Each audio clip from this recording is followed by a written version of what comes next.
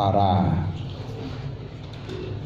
panitia diklat Dirosah Ula Rijalul Ansor Kabupaten Kediri dan peserta diklat Dirosatul Ula Rijalul Ansor Kabupaten Kediri yang memang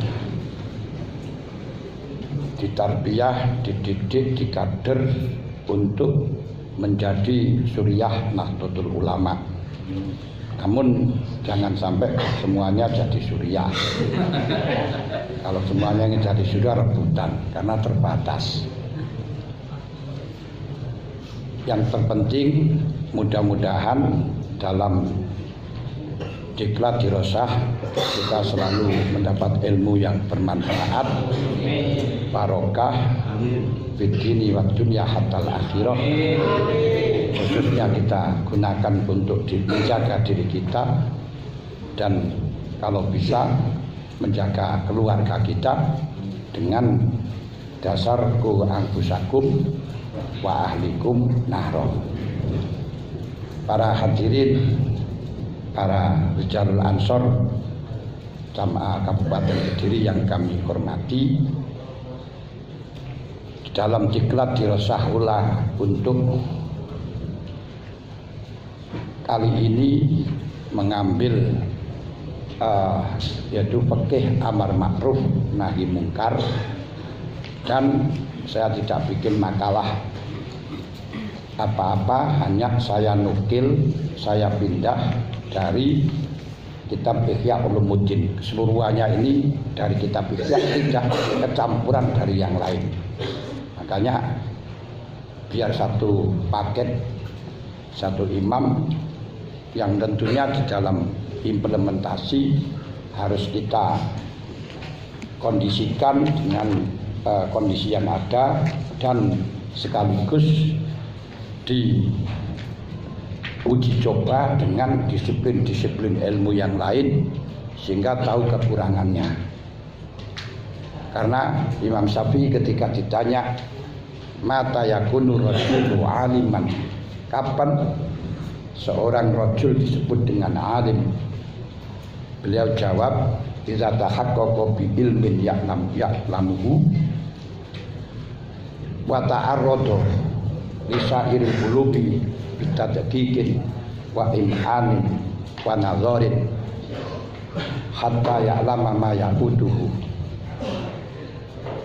wa su'ila li Jalinus wa qila li Jalinus min ahli hikmah min Yunani limadza ta'muru bida'in wahidin dawaan adwiyatan kasiratan mujmi'atan qala al-ifrad wahidun.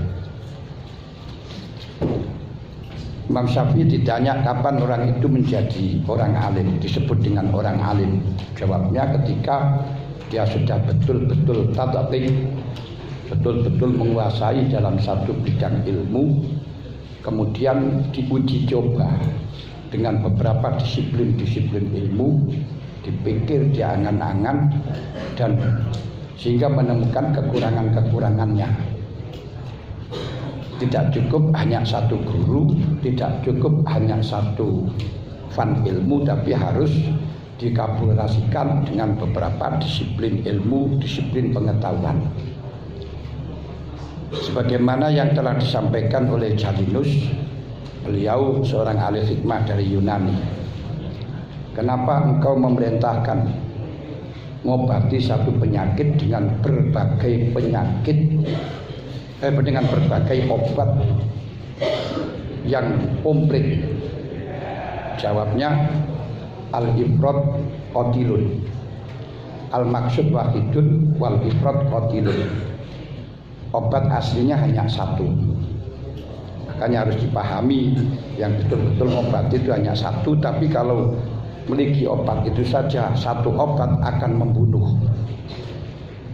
Kenapa? Karena semua obat itu akan ada efek samping. Nah, efek samping inilah yang perlu dipagari. Contoh saja kalau kita punya penyakit darah tinggi, kemudian diobati dengan hal yang menurunkan darah tinggi, semongko, timun, tapi dia punya penyakit diabetes. Kalau nanti darah tingginya diobati semacam itu, maka diabetesnya akan parah. Orang punya penyakit misalnya capek-capek atau apa tuh dia capek, kemudian kolesterol diobati dengan bawang. Namun dia punya penyakit mah. Ketika dikasih bawang maka mahnya akan tumbuh, mahnya akan kumat. Nah, makanya harus diobati dengan berbagai macam obat dalam rangka untuk membentengi biar tidak ada efek samping. Makanya yang telah disampaikan oleh orang-orang Wahabi, gampang membid'ahkan, gampang mengkafirkan karena hanya satu guru, satu pelajaran, tidak diuji coba dengan ilmu-ilmu lain, dengan mazhab-mazhab lain. Al-ifrat qatilun, akhirnya satu ilmu itu akan membunuh pada dirinya sendiri. Sebagaimana penyakit kalau hanya satu akan membunuh pasien itu. Sebab efek sampingnya atau landepnya penyakit itu akan berakibat penyakit lain. Ini penting saya sampaikan. Namun sebelum kita ta'aruf, ditakrif, dikabulasikan dengan ilmu-ilmu yang lain, harus dipelajari terlebih dahulu dengan cara tahqiq, dengan cara tahqiq satu fan tersebut. Baru setelahnya itu kita kembangkan. Kalau langsung kita mengembangkan keseluruhan, itu nanti akan bingung. Makanya cara belajar di dalam pondok pesantren pertama hanya matan begitu saja, tidak usah banyak syarat biar tidak bingung di dalam pandangannya. Karena itu di sini saya berikan contohan dari apa yang disampaikan oleh Imam Ghazali. Nah, nanti untuk implementasinya perlu melihat situasi, kondisi, dan perlu disiplin ilmu, melihat keadaan negara kita, negara bagaimana dan seterusnya. Inilah dari program dari PBNU untuk menyebarkan atau untuk menjaga, merawat jagat dengan cara mengadakan seminar-seminar, kajian-kajian ilmiah fikih peradaban. Fikih peradaban itu adalah fikih yang disesuaikan dengan budaya dan tradisi dan kebutuhan di masyarakat kita, membentuk negara yang sebagaimana berlaku di negara kita. Tapi saya akan berbicara itu, kalau bicara itu nanti kasih bicara amal ma'ruf nahi mungkar. Para hadirin Jalul Ansor yang kami hormati, dari apa yang akan saya sampaikan dengan derajatnya amal ma'ruf nahi mungkar secara global, amal ma'ruf nahi mungkar dengan kohri, dengan paksa, bahkan ada tindakan ukubah baik mentungi dan lain sebagainya, itu hanya wewenang negara secara global. Secara global itu wewenang negara, tidak bisa dilakukan oleh rakyat. Ini yang secara kohri. Makanya definisi dari amar ma'ruf nahi mungkar, al-amru yaitu tolabul fi'li bil ijab, tolabul ilmi, tolabul fi'li ilzaman. Kata amar adalah menuntut untuk melakukan perbuatan, pekerjaan dengan cara ilzam, mewajibkan keharusan, itu namanya amar. Nahi tolabul kafi ilzaman, menyuruh untuk berhenti, mencegah, meninggalkan dengan cara ilzam. Itu cara usul fikihnya. Nah, yang bisa ilzam dalam hal ini hanya pemerintah. Kiai tidak punya wewenang, apalagi organisasi jika tidak punya wewenang. Dan pemerintah dalam hal ini bukan presidennya, bukan polisinya, tapi undang-undang. Makanya kalau dikatakan man ra'a minkum mungkaron fal yughayyir biyadihi, itu siapa? Adalah undang-undang.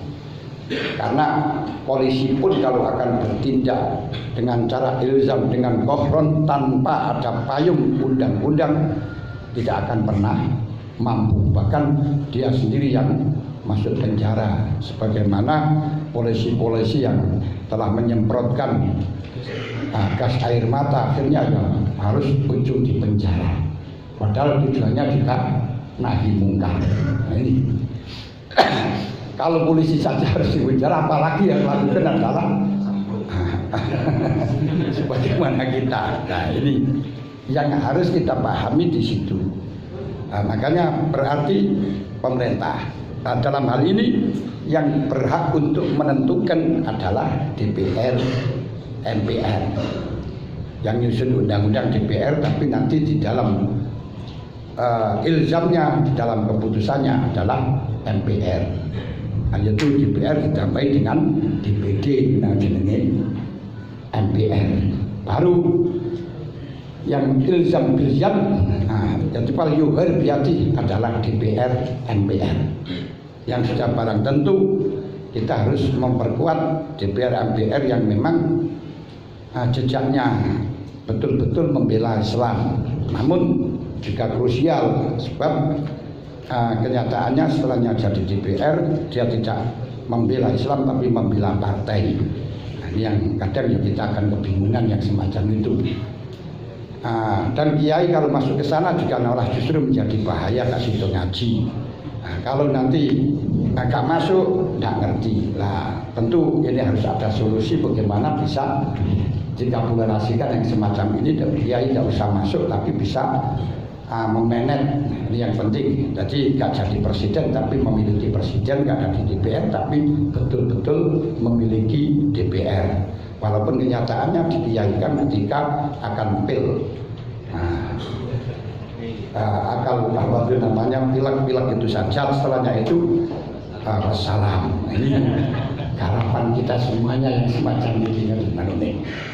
Wa ila bilisani, kalau tidak itu dengan lesan. Nah, dengan lesan itu siapa? Dengan lesan ini ya kita bisa usul-usul gitu saja. Dan semestinya ya para kiai-kiai yang ketika akan membuat undang-undang itu kan harus dimintakan persetujuan para kiai-kiai, dimintakan persetujuan pada pondok-pondok dan sebagainya. Tapi realitanya enggak. Kadang-kadang malah tanya kepada tukang beca. Ya sudah, ditanya ke orang-orang semacam itu. Ya akhirnya aspirasi kiai tidak bisa tersalurkan. Wa ila fabil lisani wa ila fabil qalbi. Berarti dengan lisan itu ya termasuk DPR yang bisa bersuara. Kita bisa bersuara tapi tidak bisa ilzam, hanya punya hak suara saja. Bisa bersuara kemana-mana tapi suara kita tidak bisa ilzam. Yang ilzam kalau yang berbicara suaranya itu presiden, suaranya DPR, itu nanti akan bisa menetapkan urusan menjadi ilzam. Bagi kita wa ila fabil qalbi, dengan hati. Dengan hati itu bagaimana? Berarti kita hanya mendukung saja. Mendukung kepada mereka-mereka, memberi support dan mengusahakan agar mereka-mereka betul-betul berani untuk merumuskan hukum yang tidak melanggar dari agama Islam.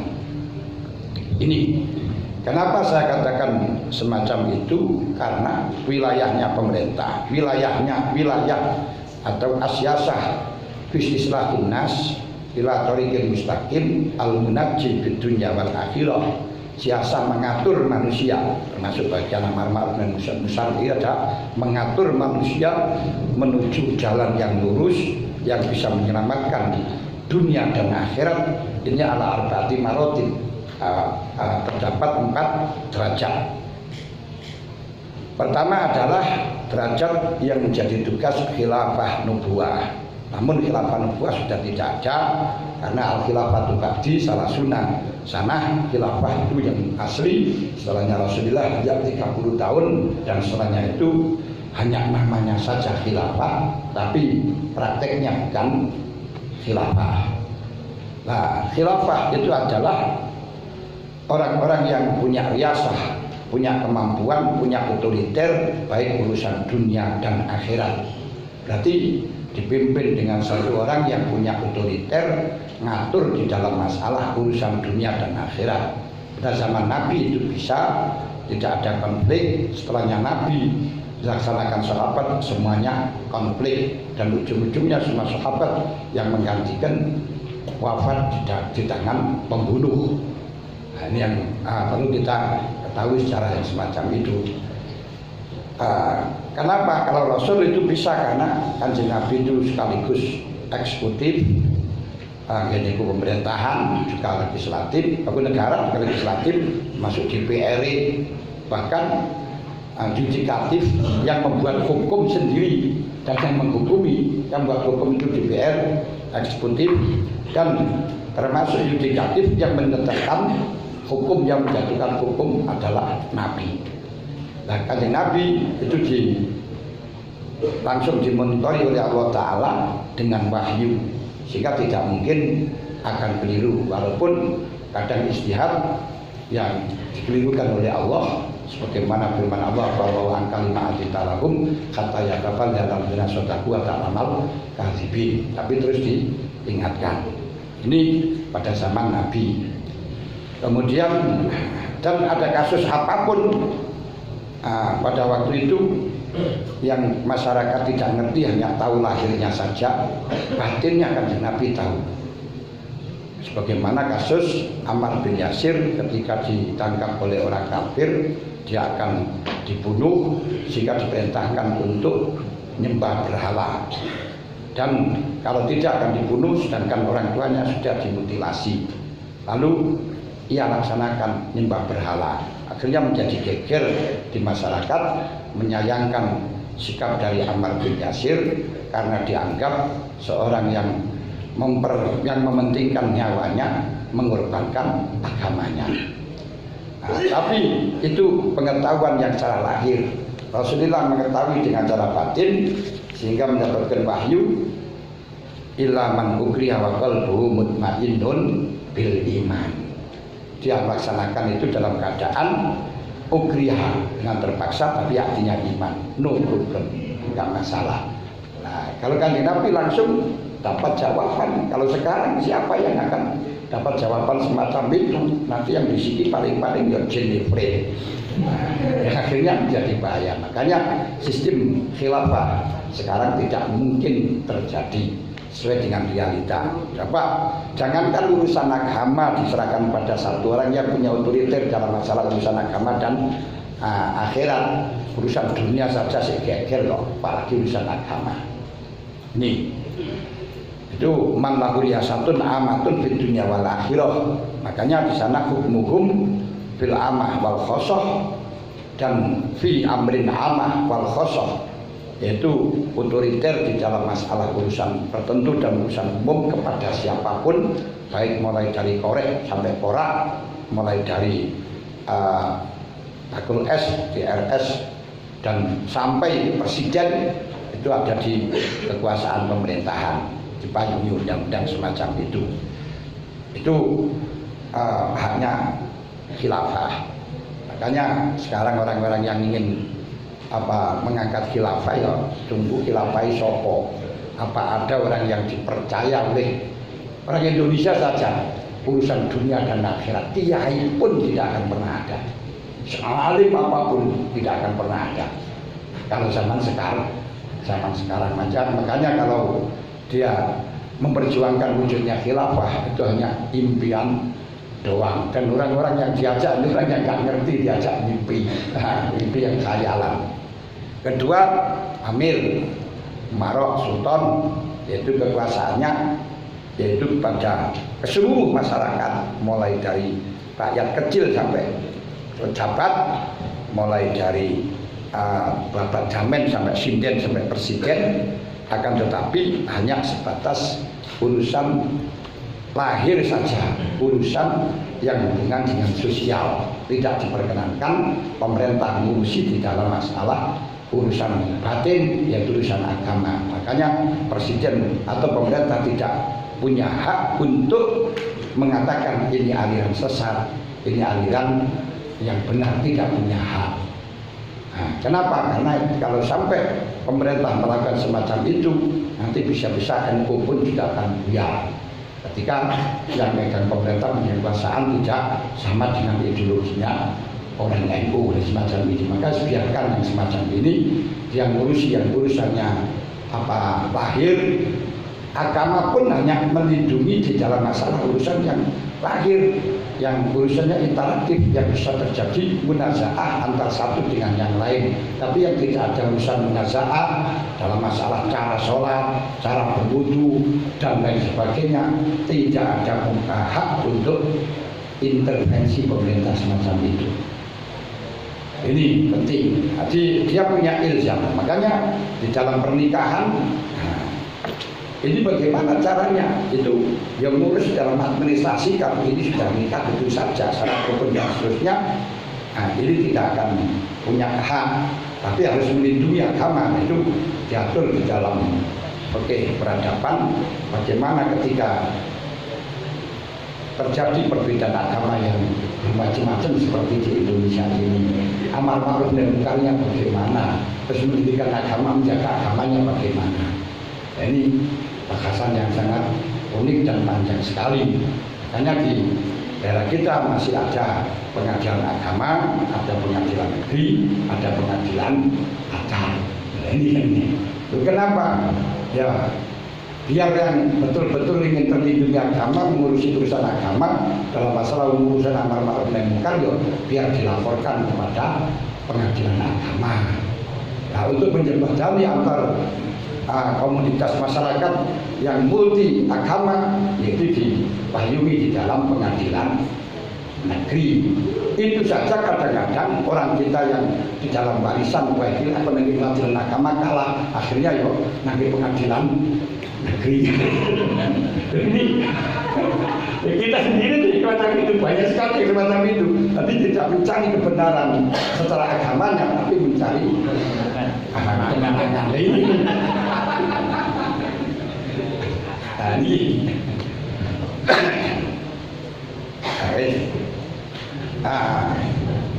Ketika yaitu wilayahnya ulama alladzina hum warasatul anbiya jadi balil hikmah. Ini wilayahnya kepada orang-orang yang khusus. Orang-orang umum tidak akan pernah mampu untuk menyerap ilmunya orang-orang ahli hikmah. Sebagaimana Nabi Khidir tidak mampu untuk mengambil ilmunya. Nabi Musa tidak mampu mengambil ilmunya Nabi Khidir. Nah, ini ada wilayah tapi kepada orang khusus dan juga di dalam masalah bidang khusus. Dan tidak punya ilzam, tidak punya hak untuk mewajibkan. Makanya di dalam pondok pesantren tidak bisa mengatakan wajib, yang akhirnya ada tindakan, ada hukuman yang dilakukan oleh pondok. Ini tidak bisa. Jadi kalau dengan cara ilzam diberi tidak boleh. Nanti malah justru akan dianggap melanggar HAM. Ini semacam ini. Nah, ini repot sekarang itu. Bahkan kepada anaknya saja kalau sudah dewasa dia bisa dilaporkan gitu ya. Tidak punya hak untuk ilzam, sampai mukul apa KDRT. Suami istri pun juga KDRT seperti yang dilakukan istri kalau jadi tidak bisa kita marah meningkar dalam cara ilzam dan ta'lim. Nah, kemudian yang ketiga, yang keempat yaitu wilayah Uat. Uat itu adalah orang tukang mauidhah, para kiai-kiai yang kadang di dalam menyampaikan hukum masih tulaan lagi, kadang ada yang tidak tulaan sudah cukup. Dan ini orang yang wilayahnya kepada batinnya orang awam-awam. Lalu nyenengi wong awam-awam nih, biasanya mengobati anak kecil itu tidak bisa dengan obat yang keras, tapi harus dengan obat yang ada rasa permen dan lain sebagainya. Ini cara amar ma'ruf kepada mereka orang awam. Nah, padahal itu juga akan ada efek samping. Makanya kalau nanti orang-orang mereka itu terus disuplai dengan obat, ini kalau ketergantungan obat nanti akan menjadi bahaya. Biasanya dibombong rokok, tapi dibombong surga, terus melakukan ini pahalanya banyak. Akhirnya apa?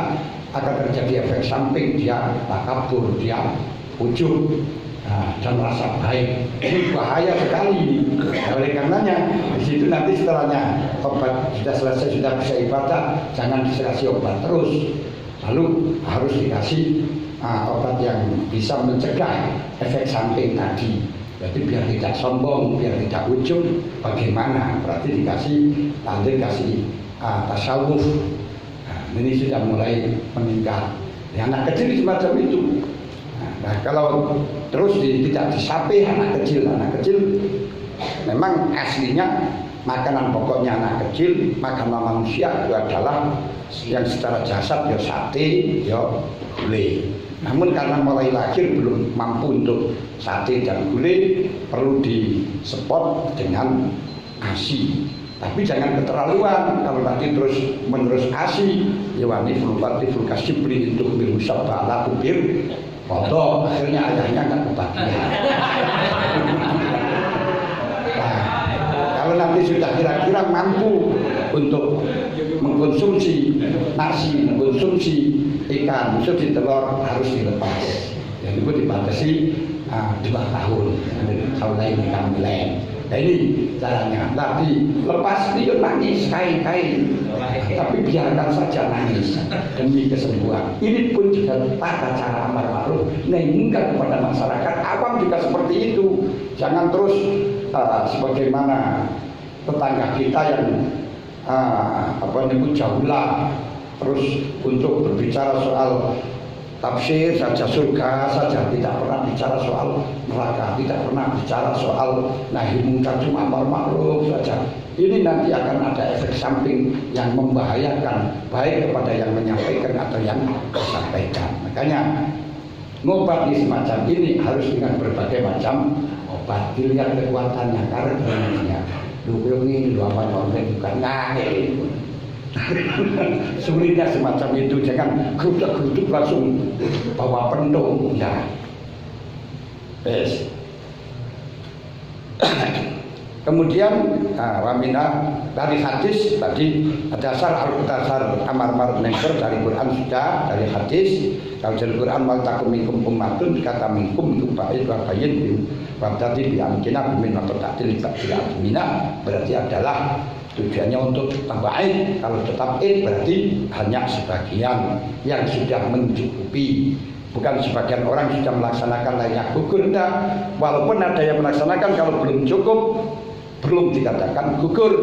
Makanya fardu kifayah, fardu yang sampai berhasil mencukupi, bukan kalau sudah dilaksanakan satu orang lainnya cukup. Wah, keliru itu nanti.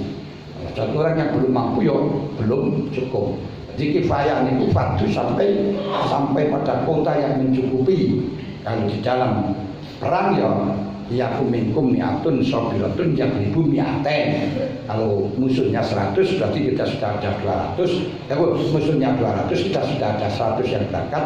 Lainnya jangan berangkat semuanya yang ngaji ae. Mulane wala tanfurul mu'minina kafah. Tapi kalau la nafar min kulli firqatin yatafaqahu fi din wa yunziru qaumahum idza raja'u ilaihim la'annahum yahdharun. Paham gak ini? Iya.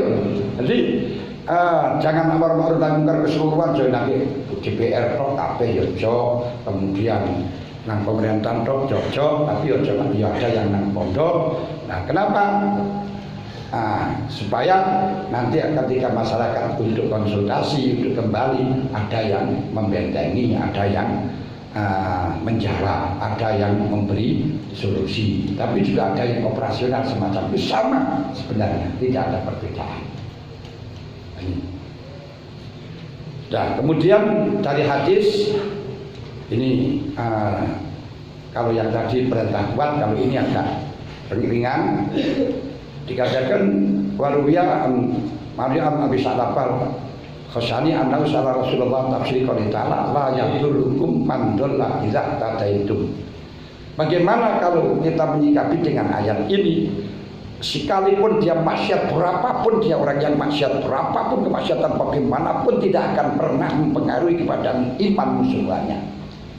Jadi bagaimana ya Rasul? Berarti apakah kita biarkan saja? Faqala ya Abu Salafah mur bil ma'ruf wa nahi 'anil munkar. tetap laksanakan amar ma'ruf nahi mungkar. Fa idza ra'aita syakhsan muto'an wa hawan mutba'an wa dunyan mukhsaratan wa ijaba kulli dhi ra'yin bi ra'yi fa alaika bi nafsik. Tapi kalau nanti sudah masuk dalam zaman di mana yang diikuti adalah ekonomis, yang diikuti orang yang ekonomis, orang yang medit, alias orang itu konsepnya konsep mengikuti pada menuruti medit dan selalu mengumbar hawa nafsu, dan dunia yang telah didengung-dengungkan, yang diprioritaskan, semuanya mengagumi atas pendapatnya sendiri-sendiri. Entah ini sampaikan di Indonesia apa sudah terjadi semacam ini.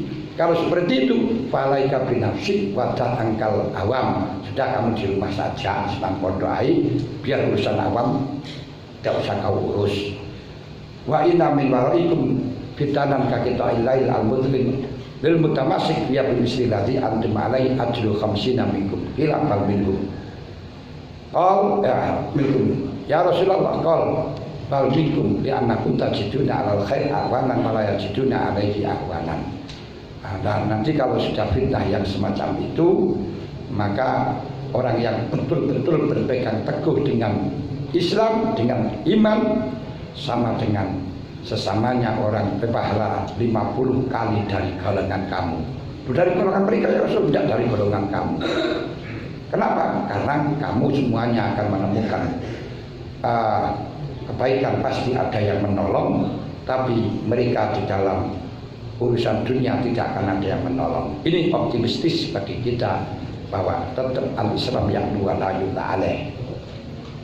Lalu dalam tafsir la yadurukum man dhalla idza tadaitum, suila Ibnu Mas'ud an tafsir hadil ayat faqal inna hadza laisa zamanana innamal innaha al-yaum maqbulatun walakin qad ausaka ayatiya zamanuha ta'muruna bil ma'ruf fayasna'u bikum kadza wa kadza wa taquluna fala yuqbalu minkum fa inna idzin alaikum anfusakum la yadurrukum man dhalla idza tataitum. Ini perlu dikapitulasikan. Apa kita sudah zaman ini?